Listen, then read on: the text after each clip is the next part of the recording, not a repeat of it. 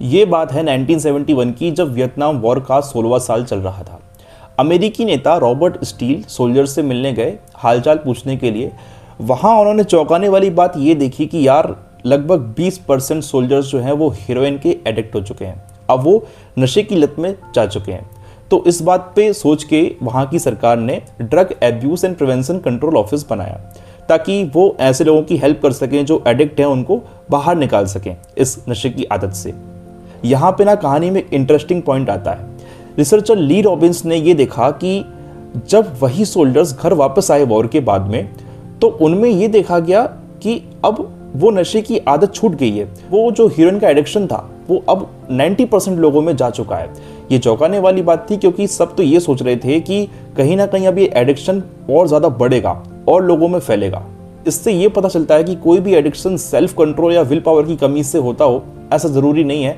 कई बार environmental factors एक बहुत बड़ा रोल प्ले करते हैं। हमारी जो आदतें हैं या हमारी स्थिति है, उस पर हमारे माहौल का बहुत बड़ा प्रभाव पड़ता है। वियतनाम में स्थिति अलग थी। वहाँ पे डर का माहौल था, युद्ध का माहौल था, लोग डरे हुए थे, इसीलिए नशा कर रहे थे। लेकिन जैसे ही घर वापस आए, परिवार का खुशहाल माहौल मिला, सुरक्षित रहे, तो उन्होंने नशा छोड़ दिया। हमें भी ऐसे लगता है ना कि अगर हमारी कोई आदत है, जैसे स्मोक करना हो गया, या बार बार सोशल मीडिया को देखना हो गया, रील्स स्क्रॉल करना हो गया, मास्टरबेशन हो गया, पोर्नोग्राफी हो गया, ये सब इसलिए है क्योंकि कहीं ना कहीं हमारे अंदर सेल्फ कंट्रोल की कमी है या हमारे अंदर वो विल पावर नहीं है। पर सही मायने में ऑथर कहते हैं कि ऐसा इसलिए नहीं है कि आप में सेल्फ कंट्रोल की कमी है, ऐसा इसलिए है क्योंकि आपका एनवायरनमेंट वैसा है। अगर हम इस पे काम करें, हम अपने एनवायरनमेंट को चेंज करते हैं, तो हम इन सब चीज़ों से लॉन्ग रन में बाहर आ सकते हैं। सक्सेसफुल लोग हमेशा बहुत स्ट्रांग नहीं होते, बल्कि वो अपने टेम्पटेशंस को ऐसा बना लेते हैं कि उन्हें अंदर सेल्फ कंट्रोल करने की बहुत बार नीड नहीं पड़ती है।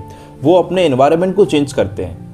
ऑथर जेम्स अपनी बुक एटॉमिक हैबिट्स में बहुत क्लियरली एक बात समझाते हैं कि एक लेडी थी, पैटी ऑलवेल। वो जब भी घुड़सवारी करती थी ना, तो वो स्मोकिंग साथ में करती थी। अब उन्होंने स्मोकिंग और घुड़सवारी दोनों छोड़ दी। बहुत समय बाद जब वापस से घुड़सवारी करी, तो उन्हें वही वापस से क्रेविंग आई कि स्मोक करना चाहिए। मतलब बस एक बार वो सही ट्रिगर मिलते ही वो हैबिट फिर से अपने आप को एक्टिवेट कर लेती है। भले ही आपने उसको बरसों से क्विट किया है, लेकिन वो हैबिट आपके उस एनवायरनमेंट में आने से तुरंत एक्टिवेट हो जाती है। हमने ऐसा कई बार फील किया होगा कि जब हम इंस्टाग्राम चलाते हैं या रील्स स्क्रॉल करते हैं, अचानक से कोई ऐसा पोस्ट या कंटेंट हम देखते हैं जो हॉट होता है या ट्रिगर करता है हमारे लिए। आप देखना, शायद आप वो चीज़ कॉन्शियसली नहीं करोगे, लेकिन कहीं ना कहीं आपका ब्रेन आपको ऐसी साइट्स पे ले जाएगा, ऐसे पोर्नोग्राफी साइट्स पे ले जाएगा जहाँ पे आप वो एक्टिविटी कर लोगे जो आप नहीं करना चाहते। जब ऐसी सिचुएशन होती है कि जब अकेले होते हो और खाली बैठे हो, कुछ कर नहीं रहे हो एंड मोबाइल पास में है, this whole situation will lead to masturbation and you can't control your desire at that point. अगर पहले भी आपने ऐसा ही किया है, तो हम सब ने कहीं ना कहीं ये एक्सपीरियंस तो ज़रूर किया होगा कि जब हम किसी काम में बहुत इंटेंसली जुड़े होते हैं या किसी चीज़ में बहुत इंटेंसली लगे होते हैं। सपोज करिए हमारा कल पेपर है या हमारी स्पीच है, तो हम बहुत प्रेशर है हमारे ऊपर कि हमें करना है, अच्छा करना है, एंड हम उस काम के लिए प्रेशराइज हैं, तो हम ये सब एक्टिविटी छोड़ देते हैं या हमारा ध्यान उस टाइम पर इन एक्टिविटीज़ की तरफ जाता ही नहीं है।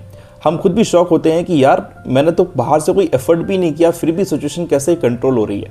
या जब हम किसी इंटेंस रिलेशनशिप में होते हैं, तब भी यही देखने को मिलता है कि हम कहीं ना कहीं अपना टाइम, अपने एफर्ट्स उस जगह पे लगा रहे हैं, तो हम पीछे बैक एंड में हमारी जो सिचुएशंस थी, हमारी जो एडिक्शंस थी, हमारी जो आदतें थी जहाँ पे अपनी एनर्जी को वेस्ट करते थे, उन सब से हम निकल रहे हैं, क्योंकि अब हमारा एनवायरनमेंट चेंज हो चुका है। लेकिन इस फ्लो में ना आप बहुत टाइम तक नहीं रहते। वापस से जब वही एनवायरनमेंट चेंज होता है, वही पुराना एनवायरनमेंट आता है, वही कंफर्टेबल जोन में जब हम आते हैं, तो हम उन्हीं हैबिट्स को फिर से करना शुरू कर देते हैं। हमारी बैड हैबिट्स को ना हमारे कॉन्शियस ब्रेन की नीड नहीं होती, वो अपने आप को खुद फीड कर लेते हैं। जैसे फॉर एग्जांपल, अगर किसी को स्मोकिंग करने की हैबिट है, एडिक्शन है, तो जैसे ही एग्जाम्स आएंगे या कोई स्ट्रेस की कंडीशन होगी, वो स्मोक करेंगे, एंड स्मोक करने से फिर वो गिल्ट आएगा, वही फिर स्ट्रेस कॉज करेगा, एंड ये स्ट्रेस और ज़्यादा स्मोक कराएगा। तो वो हैबिट अपने आप में एक लूप बना लेती है। फॉर एग्जांपल, मास्टरबेशन का एडिक्शन है, तो डोपामिन को बढ़ाने के लिए आपने मास्टरबेट किया एंड वहाँ से एक बार डोपामिन रिलीज हुआ, बॉडी को अच्छा लगा। अब आप सोचोगे भी नहीं उसके बारे में या वो काम नहीं भी करोगे, फिर भी आपको आपकी बॉडी उसी एक्टिविटी में डाल देगी, उस हैबिट तक वापस ले जाएगी। क्यों? क्योंकि वहाँ से डोपामिन रिलीज हो रहा है। बुक में जेम्स बताते हैं कि साइंटिस्ट ने एक एक्टिविटी की और वहाँ से ये फाउंड किया कि अगर हम कोकेन एडिक्ट्स को 33 मिली सेकेंड्स के लिए ही कोकेन की इमेज दिखाते हैं ना, तो ये इतना कम टाइम होता है कि हमारा ब्रेन प्रोसेस भी नहीं कर पाता है कि हमने एक्चुअली देखा क्या। उन्हें नहीं पता होता कि उन्होंने क्या देखा, पर एट द सेम टाइम उनको ये क्रेविंग होती है कि कहीं कोकेन मिल जाता। ये दिखाता है कि कैसे एक हैबिट या एडिक्शन हमारे ब्रेन के मेंटल ग्रूव्स में जाके इतना डीपली अटैच हो जाती है कि हमारा नॉर्मल ब्रेन भी इतना तेज फंक्शन नहीं कर सकता। अगर हम किस तरीके से अपने अंदर लड़ झगड़ के ये बात लाते हैं कि हमें इन सब चीज़ों से बाहर आना है, हमें सेल्फ कंट्रोल लाना है, हमें अपने अंदर की विल पावर को बढ़ाना है ताकि हमें इन एक्टिविटीज़ में ना फंसे। आप देखना, शॉर्ट टर्म के लिए तो काम करता है, कुछ समय के लिए हम ठीक भी रहते हैं, पर लॉन्ग रन में ये काम नहीं करता। लॉन्ग रन में अगर हमें इस चीज़ से बाहर निकलना या फ़ायदा चाहिए तो हमें अपने एनवायरनमेंट को चेंज करना पड़ेगा। एक हैबिट या एडिक्शन हमारे अंदर 3 स्टेप्स में फॉर्म होती है: क्यू, क्रेविंग एंड एक्शन। किसी भी एडिक्शन, किसी भी हैबिट का या एडिक्शन का सबसे पहला जो स्टेप है वो होता है क्यू।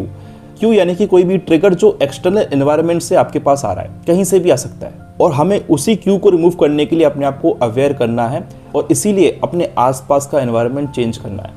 हमें अपने आसपास का एनवायरनमेंट ऐसे बनाना है कि उसमें कोई भी छोटा सा ट्रिगर भी ना आ पाए।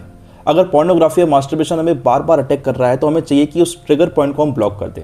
या तो हम सोशल मीडिया को यूज़ करना बंद कर दें, या फिर हमें वहाँ पे एक पावरफुल ब्लॉक लगाना चाहिए कि कोई भी ऐसा कंटेंट मेरे सामने नहीं आना चाहिए। मेरे पास हमेशा अपने डे के लिए, अपने रूटीन के लिए टू डू लिस्ट होनी चाहिए जो एक के बाद एक मुझे करना है। चाहे फिर भले ही वो नॉर्मल काम हो कि मैं सेल्फ टॉक करूँगा, मैं घूमने जाऊँगा, मैं गाने सुनूंगा, लेकिन कोई भी टाइम ऐसा नहीं होना चाहिए जो खाली टाइम है। और अगर खाली टाइम है भी तो उस समय आपका मोबाइल आपके साथ में नहीं होना चाहिए। ये एडिक्शंस ज़्यादातर अटैक करती हैं रात को सोते समय, और हम में से ज़्यादातर लोगों की आदत होती है कि हम अपने फ़ोन को पास में रख के सोते हैं ताकि सुबह जब अलार्म बजे तो जल्दी नींद खुल जाए।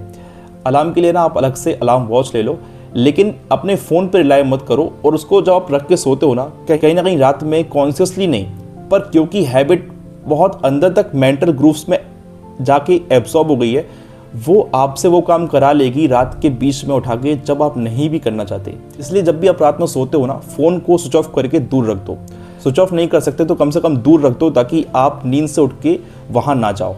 सेल्फ कंट्रोल को हम लॉन्ग टर्म स्ट्रेटेजी में तो यूज़ कर सकते हैं, लेकिन लॉन्ग रन में ये चीज़ काम नहीं करती है। लॉन्ग रन में हमें बहुत एनर्जी लगानी होती है सेल्फ कंट्रोल से अगर हम जाते हैं। जबकि अगर हम एनवायरनमेंट को चेंज करते हैं, हम उन ट्रिगर पॉइंट्स को रिमूव करते हैं, उन क्यू को रिमूव करते हैं, तो हम लॉन्ग रन में उन बैड हैबिट्स से, उन एडिक्शन से अपने आप को बाहर निकाल पाते हैं। आप अपने एक्सपीरियंस मेरे साथ कमेंट्स में शेयर कर सकते हैं। ये वीडियो देख के आपको कैसा लगा, आपने क्या रियलाइज़ किया, please let me know in the comment section. Take care of yourself, क्योंकि खुद के लिए आप सबसे ज़्यादा ज़रूरी है। Feel free to subscribe our channel, it will be really my pleasure to serve you. Thank you so much. I will meet you in the next video. Thank you.